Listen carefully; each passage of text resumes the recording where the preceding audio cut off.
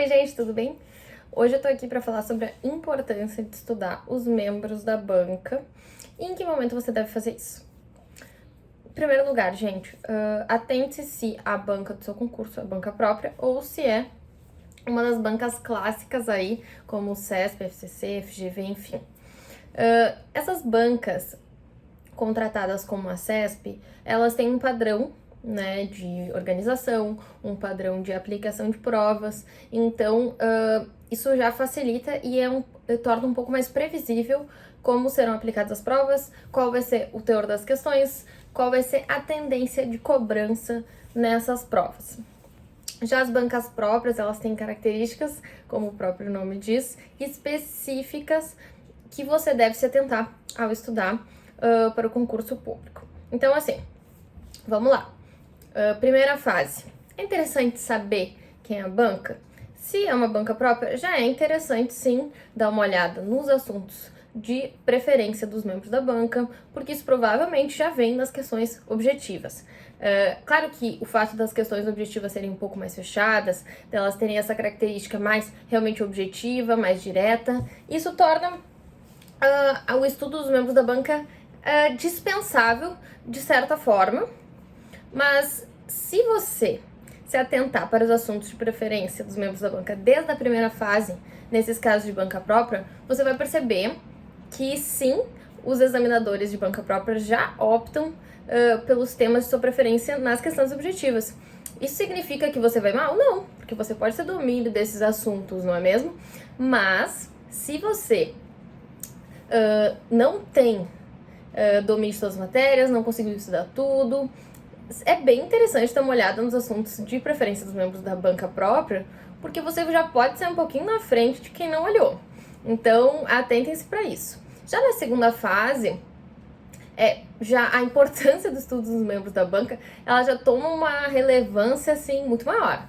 Porque as questões, elas são de cobrança um pouco mais aberta, ou seja, você tem mais espaço para demonstrar conhecimento e você tem espaço para argumentar.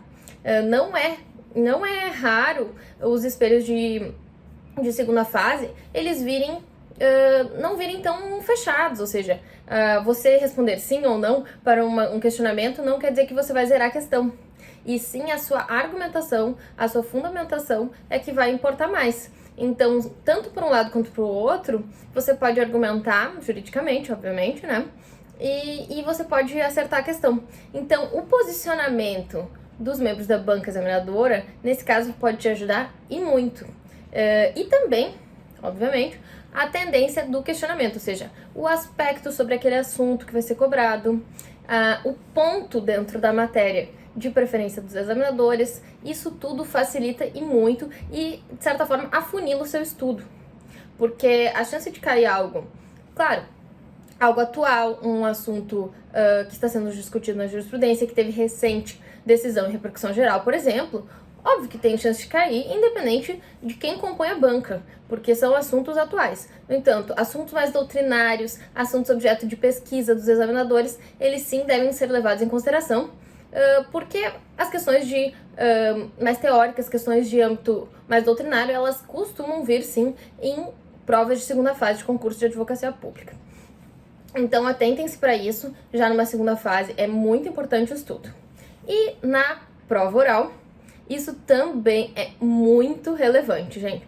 É praticamente impossível você, numa fase do concurso de prova oral, ou seja, já numa fase adiantada do concurso, não estudar os aspectos específicos que são objeto de predileção dos examinadores da sua banca própria.